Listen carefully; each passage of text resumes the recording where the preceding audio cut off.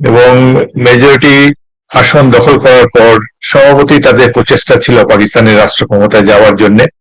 তারা প্রস্তুত হচ্ছিলেন, যারা মন্ত্রী হবেন তারা তাদের আফগান পাঞ্জাবি ইত্যাদি রেডি করছিলেন, এবং সামরিক জনতার সাথে আওয়ামী লীগ নেতৃবৃন্দের, বঙ্গবন্ধু শেখ মুজিবুর রহমানের বৈঠকের পর বৈঠক চলছিল কিভাবে ক্ষমতা হস্তান্তর করা হবে, আগামী দিনের সংবিধান কেমন হবে সেটি নিয়ে। দেশের স্বাধীনতার কথা কেউই চিন্তা করেনি, আওয়ামী লীগও চিন্তা করেনি, এবং জনগণও প্রস্তুত ছিল যে দীর্ঘ 24 বছর পর পাকিস্তানের রাষ্ট্র ক্ষমতায় বাঙালিরা যাবে ভোটের মাধ্যমে। এই ছিল তখনকার পরিবেশ। কিন্তু পাকিস্তানি সামরিক জনতা, আমিও পাকিস্তান সেনাবাহিনীতে ছিলাম, পাকিস্তান সেনাবাহিনীর একটা পুরনো অভ্যাস সকল রাজনৈতিক সমস্যাকে বাহুবলে বা মিলিটারিলি সমাধান করতে চায়। একইভাবে তারা বাঙালিদেরকে দাবিয়ে রাখার জন্য, ক্ষমতা হস্তান্তর না করার জন্য তারা ভিতরে প্রস্তুতি নিচ্ছিল, যার ফলশ্রুতিতে শেখ মুজিবুর রহমানকে আলোচনা টেবিলে রেখে, আওয়ামী লীগকে আলোচনা টেবিলে রেখে তারা 25শে মার্চ রাতে 71 সালে ভয়াবহ একটি গণহত্যা চাপিয়ে দেয় বাঙালিদের উপরে। ট্যাঙ্ক, মেশিন গান এবং মর্টার নিয়ে নিরীহ বাঙালিদের উপরে গুলি বর্ষণ করে হত্যা করতে থাকে। ছাত্রাবাস, রাজারবাগ, পুলিশ লাইন, নিরীহ বাঙালিদেরকে রাস্তাঘাটে যেখানে পেয়েছে ঘুমন্ত অবস্থায় গুলি করে হত্যা করছে। এই সিচুয়েশন যখন, তাদের এই কর্মকাণ্ডের ফলে আওয়ামী লীগ হচ্চকিয়ে যায়, তাদের নেতৃবৃন্দ, সাধারণ কর্মীরাও চিন্তা করেন যে এরকম মিলিটারি ক্র্যাকডাউন হতে পারে নিরস্ত্র জনতার উপরে। তখন পালানো ছাড়া তাদের আর কোনো গত্যন্তর ছিল না। তারা দেশবাসীকে অন্য কিছুর জন্য প্রিপেয়ারও করেনি।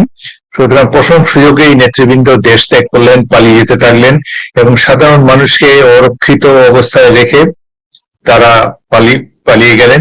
এবং সাধারণ মানুষ ঠিক নির্দেশনা হারিয়ে, সাধারণ মানুষ ভীত সন্ত্রস্ত হয়ে এই দানবীয় হত্যাকাণ্ডের সামনে দাঁড়াতে না পারে তারাও পালানো শুরু করলেন।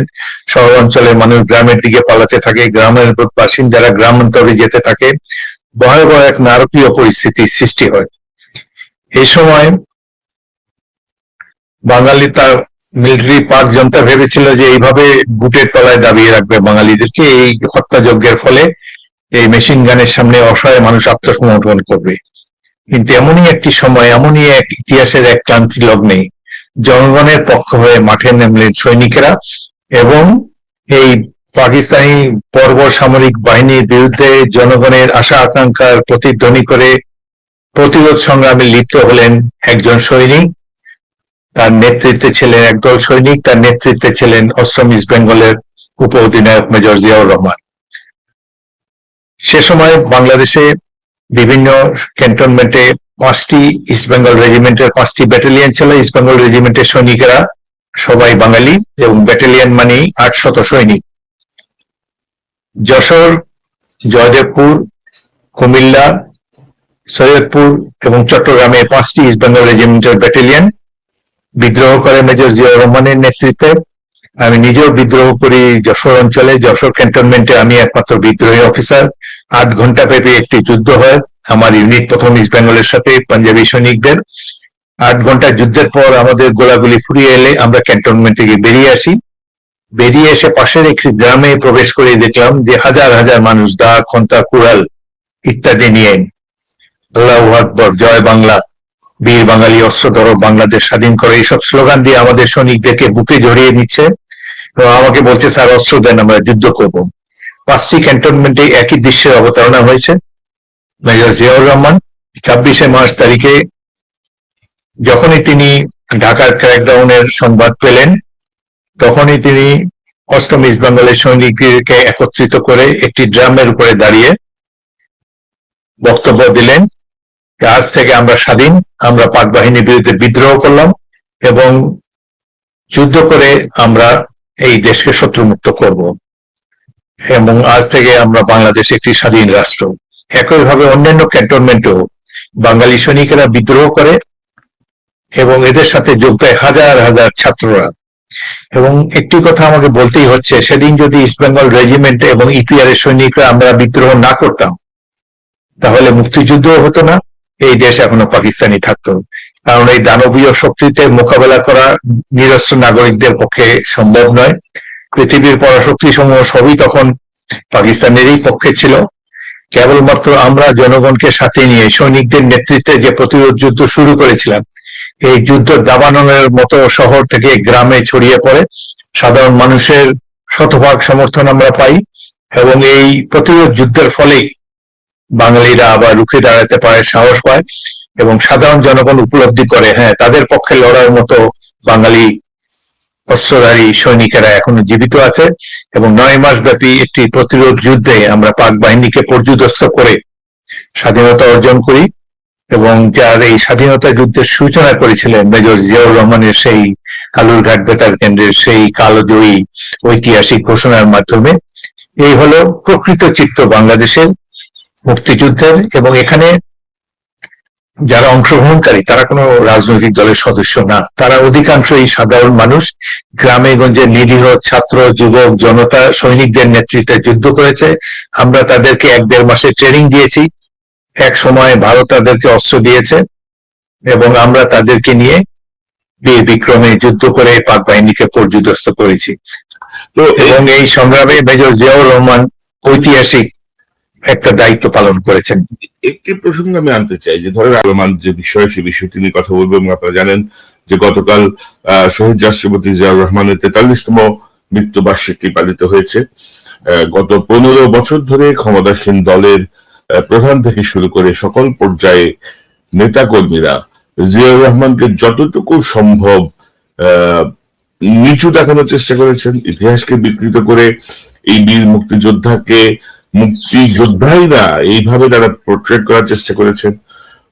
বর্তমান যে প্রজন্ম, অর্থাৎ 2009 সাল থেকে আজকের দিন পর্যন্ত যে নতুন প্রজন্ম, যারা প্রপারলি জিয়াউর রহমানের অনেক বীরত্বের কথা জানেন না, এই দেশ নিয়ে তার যে ভাবনার কথা জানেন না, তিনি তার অবদানের কথা জানেন না, এই বিষয়টি নিয়ে আমরা কথা বলবো। পাশাপাশি চলমান যে রাজনৈতিক অবস্থা বাংলাদেশে, সেটি নিয়ে কথা বলবো। আমার সঙ্গে যোগ দিচ্ছেন আপনাদের অত্যন্ত প্রিয় মানুষ, প্রিয় মুখ, বিশেষ বীর মুক্তিযোদ্ধা মেজর হাফিজউদ্দিন আহমেদ বীর বিক্রম। তিনি বিএনপির রাজনীতির সঙ্গে যুক্ত এবং সর্বোপরি একজন বীর মুক্তিযোদ্ধা, একজন দেশপ্রেমিক মানুষ। হাফিজ ভাই, আপনাকে স্বাগত জানাচ্ছি আজকের অনুষ্ঠানে। ধন্যবাদ কনক সরওয়ার। যেসব দর্শক এবং শ্রোতারা এই অনুষ্ঠান দেখছেন তাদের সবাইকে শুভেচ্ছা এবং সালাম। তো হাফিজ ভাই, আমি যেটি বলছিলাম প্রথমে, যে গত 15 বছর ধরে কিন্তু জিয়াউর রহমানকে নিয়ে অপপ্রচার চলছে। যেহেতু গতকালই তার 43তম মৃত্যুবার্ষিকী গেল এবং আপনি তার সহযোদ্ধা ছিলেন, আপনি তাকে খুব কাছে থেকে দেখেছেন মুক্তিযুদ্ধকালীন সময়ে এবং পরবর্তীতে আপনি তার একান্ত সচিব হিসেবে তাকে কাজ করেছেন। তো সব মিলিয়ে আপনার কাছ থেকে আমি একটা সংক্ষিপ্ত ব্রিফ চাই, যে ধরেন আওয়ামী লীগ যা দাবি করে যে আওয়ামী লীগ হচ্ছে মানে মুক্তিযুদ্ধটাই আওয়ামী লীগের সকল কিছু আর কি, তাদের সোল এজেন্সি আছে মুক্তিযুদ্ধ নিয়ে। তো একজন বীর বিক্রম, বীর মুক্তিযোদ্ধা হিসেবে আপনি কিভাবে মূল্যায়ন করেন জিয়াউর রহমানকে বা আওয়ামী লীগের যে বক্তব্য, সবকিছু মিলিয়ে আপনার কাছ থেকে জানতে চাই। ধন্যবাদ কনক সরওয়ার। 71-এর মহান মুক্তিযুদ্ধ বাঙালিদের পরম গৌরবের বিষয়। এই মুক্তিযুদ্ধে অংশগ্রহণ করতে পেরে আমি নিজকে অত্যন্ত ভাগ্যবান মনে করছি। 1971-এর মুক্তিযুদ্ধ ছিল জনতার যুদ্ধ, সাধারণ মানুষের যুদ্ধ। ধর্ম বর্ণ নির্বিশেষে, জাতি ধর্ম গোত্র সবকিছু নির্বিশেষে বাংলাদেশের মানুষ জীবন বিপন্ন করে মহান মুক্তিযুদ্ধে অংশগ্রহণ করেছিল এবং 9 মাস বীর বিক্রমে যুদ্ধ করেছে এই জাতি। কেউ সরাসরি মাঠে যুদ্ধ করেছে, কেউ পরোক্ষভাবে সাহায্য সহযোগিতা করেছে। কিন্তু স্বাধীনতার পর দেখা গেল যে একটি রাজনৈতিক দল আওয়ামী লীগ জনগণকে এই ধারণা দেওয়ার চেষ্টা করে যে তারাই মুক্তিযুদ্ধ করেছে, তারাই দেশ স্বাধীন করেছে, সর্বকৃতিত্ব 100% তাদেরই। অথচ 1971 যারা দেখেছেন তারা সবাই উপলব্ধি করে যে, একটু পেছনে যদি যাই, 1970-এ যে একটি জাতীয় সংসদ নির্বাচন হয়েছিল, সেই নির্বাচনে আওয়ামী লীগ মেজরিটি পেয়েছিল এবং মেজরিটি আসন দখল করার পর স্বভাবতই তাদের প্রচেষ্টা ছিল পাকিস্তানের রাষ্ট্র ক্ষমতায় যাওয়ার জন্য। তারা প্রস্তুত হচ্ছিলেন, যারা মন্ত্রী হবেন তারা তাদের আফগান পাঞ্জাবি ইত্যাদি রেডি করছিলেন এবং সামরিক জনতার সাথে আওয়ামী লীগ নেতৃবৃন্দের, বঙ্গবন্ধু শেখ মুজিবুর রহমানের বৈঠকের পর বৈঠক চলছিল। কিভাবে ক্ষমতা হস্তান্তর করা হবে, আগামী দিনের সংবিধান কেমন হবে সেটি নিয়ে। দেশের স্বাধীনতার কথা কেউই চিন্তা করেনি, আওয়ামী লীগও চিন্তা করেনি, এবং জনগণও প্রস্তুত ছিল যে দীর্ঘ 24 বছর পর পাকিস্তানের রাষ্ট্র ক্ষমতায় বাঙালিরা যাবে ভোটের মাধ্যমে। এই ছিল তখনকার পরিবেশ। কিন্তু পাকিস্তানি সামরিক জনতা, আমিও পাকিস্তান সেনাবাহিনীতে ছিলাম, পাকিস্তান সেনাবাহিনীর একটা পুরনো অভ্যাস সকল রাজনৈতিক সমস্যাকে বাহুবলে বা মিলিটারিলি সমাধান করতে চায়। একইভাবে তারা বাঙালিদেরকে দাবিয়ে রাখার জন্য, ক্ষমতা হস্তান্তর না করার জন্য তারা ভিতরে ভিতরে প্রস্তুতি নিচ্ছিল, যার ফলশ্রুতিতে শেখ মুজিবুর রহমানকে আলোচনা টেবিলে রেখে, আওয়ামী লীগকে আলোচনা টেবিলে রেখে তারা 25শে মার্চ রাতে 71 সালে ভয়াবহ একটি গণহত্যা চাপিয়ে দেয় বাঙালিদের উপরে। ট্যাঙ্ক, মেশিন গান এবং মর্টার নিয়ে নিরীহ বাঙালিদের উপরে গুলি বর্ষণ করে হত্যা করতে থাকে। ছাত্রাবাস, রাজারবাগ, পুলিশ লাইন, নিরীহ বাঙালিদেরকে রাস্তাঘাটে যেখানে পেয়েছে ঘুমন্ত অবস্থায় গুলি করে হত্যা করছে। এই সিচুয়েশন যখন, তাদের এই কর্মকাণ্ডের ফলে আওয়ামী লীগ হচ্চকিয়ে যায়, তাদের নেতৃবৃন্দ, সাধারণ কর্মীরাও চিন্তা করেন যে এরকম মিলিটারি ক্র্যাকডাউন হতে পারে নিরস্ত্র জনতার উপরে, তখন পালানো ছাড়া তাদের আর কোনো গত্যন্তর ছিল না। তারা দেশবাসীকে অন্য কিছুর জন্য প্রিপেয়ারও করেনি। সুতরাং প্রথম সুযোগেই নেতৃবৃন্দ দেশ ত্যাগ করলেন, পালিয়ে যেতে থাকলেন, এবং সাধারণ মানুষকে অরক্ষিত অবস্থায় রেখে তারা পালিয়ে গেলেন। এবং সাধারণ মানুষ ঠিক নির্দেশনা হারিয়ে, সাধারণ মানুষ ভীত সন্ত্রস্ত হয়ে এই দানবীয় হত্যাকাণ্ডের সামনে দাঁড়াতে না পারে তারাও পালানো শুরু করলেন। শহর অঞ্চলের মানুষ গ্রামের দিকে পালাতে থাকে, গ্রামের বাসিন্দারা গ্রামান্তরে যেতে থাকে। ভয়াবহ এক নারকীয় পরিস্থিতির সৃষ্টি হয়। এই সময় বাঙালি, তার মিলিটারি পাক জনতা ভেবেছিল যে এইভাবে বুটের তলায় দাবিয়ে রাখবে বাঙালিদেরকে, এই হত্যাযজ্ঞের ফলে এই মেশিন গানের সামনে অসহায় মানুষ আত্মসমর্পণ করবে। কিন্তু এমনই একটি সময়, এমনই এক ইতিহাসের এক ক্লান্তি লগ্নে জনগণের পক্ষ হয়ে মাঠে নামলেন সৈনিকেরা, এবং এই পাকিস্তানি বর্বর সামরিক বাহিনীর বিরুদ্ধে জনগণের আশা আকাঙ্ক্ষার প্রতিধ্বনি করে প্রতিরোধ সংগ্রামে লিপ্ত হলেন একজন সৈনিক। তার নেতৃত্বে ছিলেন একদল সৈনিক, তার নেতৃত্বে ছিলেন অষ্টম ইস্ট বেঙ্গলের উপ অধিনায়ক মেজর জিয়াউর রহমান। সে সময় বাংলাদেশে বিভিন্ন ক্যান্টনমেন্টে 5টি ইস্ট বেঙ্গল রেজিমেন্টের 5টি ব্যাটালিয়ন ছিল। ইস্ট বেঙ্গল রেজিমেন্টের সৈনিকেরা সবাই বাঙালি, এবং ব্যাটালিয়ন মানেই 800 সৈনিক। যশোর, জয়দেবপুর, কুমিল্লা, সৈয়দপুর এবং চট্টগ্রামে 5টি ইস্ট বেঙ্গল রেজিমেন্টের ব্যাটালিয়ন বিদ্রোহ করে মেজর জিয়াউর রহমানের নেতৃত্বে। আমি নিজেও বিদ্রোহ করি যশোর অঞ্চলে। যশোর ক্যান্টনমেন্টে আমি একমাত্র বিদ্রোহী অফিসার। 8 ঘন্টা ব্যাপী একটি যুদ্ধ হয় আমার ইউনিট প্রথম ইস্ট বেঙ্গলের সাথে পাঞ্জাবি সৈনিকদের। 8 ঘন্টা যুদ্ধের পর আমাদের গোলাগুলি ফুরিয়ে এলে আমরা ক্যান্টনমেন্ট থেকে বেরিয়ে আসি। বেরিয়ে এসে পাশের একটি গ্রামে প্রবেশ করে দেখলাম যে হাজার হাজার মানুষ দা, খন্তা, কুড়াল ইত্যাদি নিয়ে আল্লাহু আকবার, জয় বাংলা, বীর বাঙালি অস্ত্র ধরো, বাংলাদেশ স্বাধীন করে, এইসব স্লোগান দিয়ে আমাদের সৈনিকদেরকে বুকে জড়িয়ে নিচ্ছে এবং আমাকে বলছে, স্যার অস্ত্র দেন, আমরা যুদ্ধ করব। 5টি ক্যান্টনমেন্টে একই দৃশ্যের অবতারণা হয়েছে।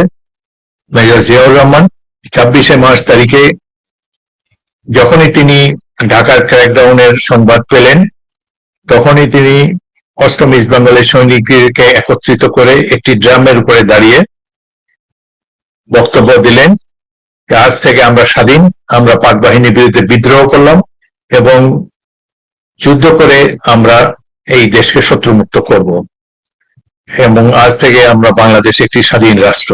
একইভাবে অন্যান্য ক্যান্টনমেন্টেও বাঙালি সৈনিকেরা বিদ্রোহ করে এবং এদের সাথে যোগ দেয় হাজার হাজার ছাত্ররা। এবং একটি কথা আমাকে বলতেই হচ্ছে, সেদিন যদি ইস্ট বেঙ্গল রেজিমেন্ট এবং ইপিআর এর সৈনিকরা আমরা বিদ্রোহ না করতাম, তাহলে মুক্তিযুদ্ধ হতো না, এই দেশ এখনো পাকিস্তানি থাকতো। কারণ এই দানবীয় শক্তিতে মোকাবেলা করা নিরস্ত্র নাগরিকদের পক্ষে সম্ভব নয়। পৃথিবীর পরাশক্তি সমূহ সবই তখন পাকিস্তানেরই পক্ষে ছিল।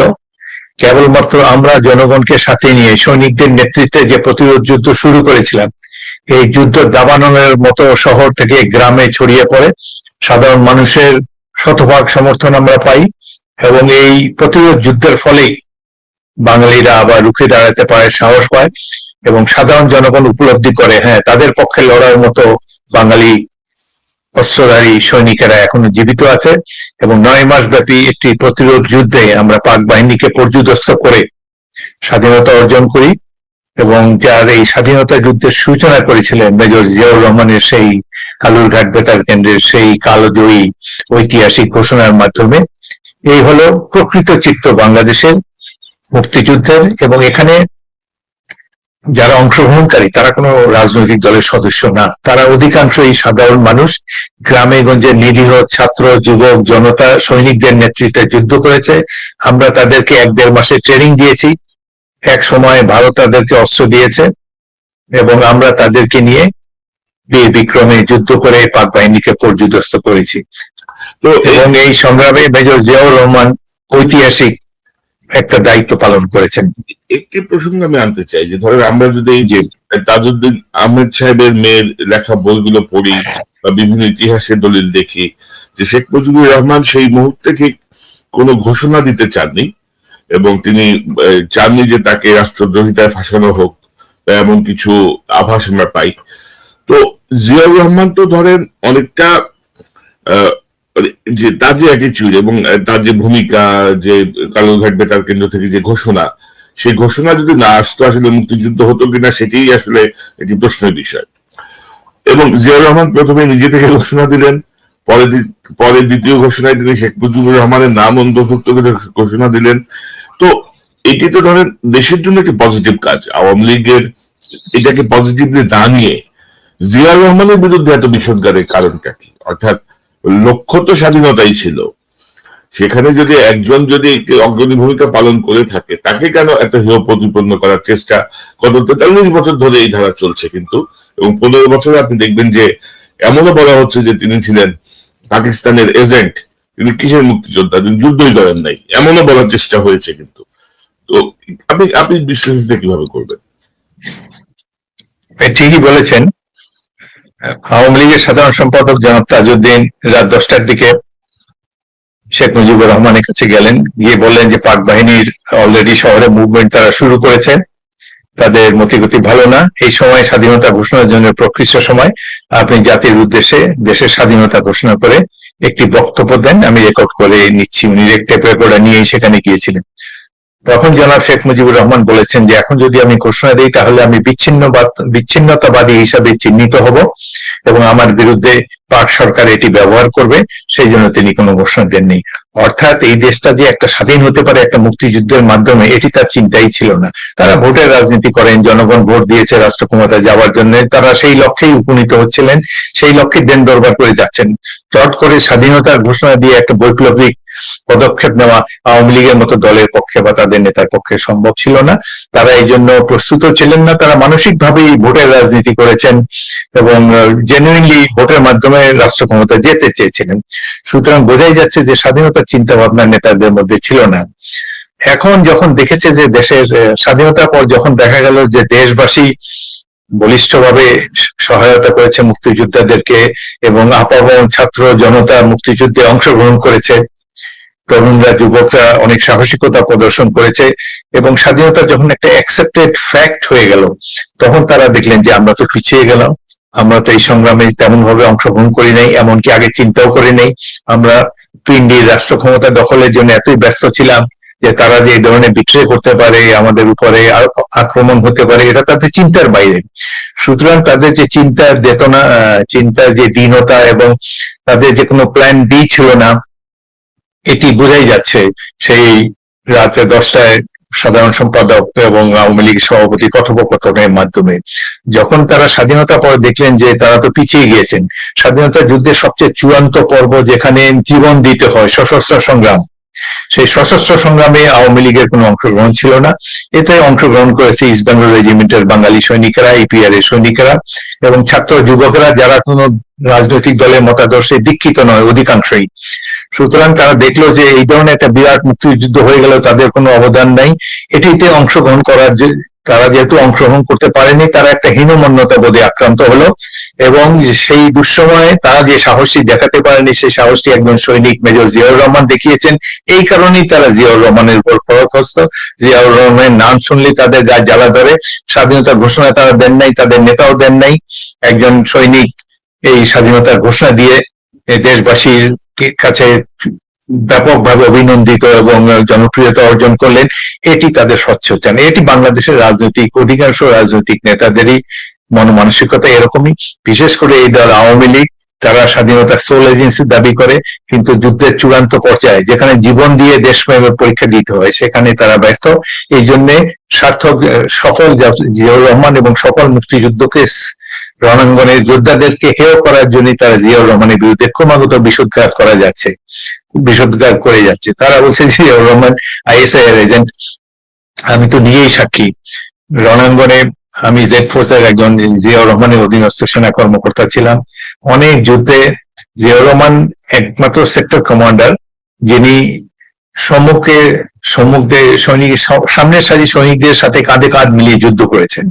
অন্যান্য অধিকাংশ সেক্টর কমান্ডার তারা সবাই সিনিয়র অফিসার, তাদের সবাইকে প্রথম কাতারে এসে যুদ্ধ করতে হবে এমন কোনো কথা নেই।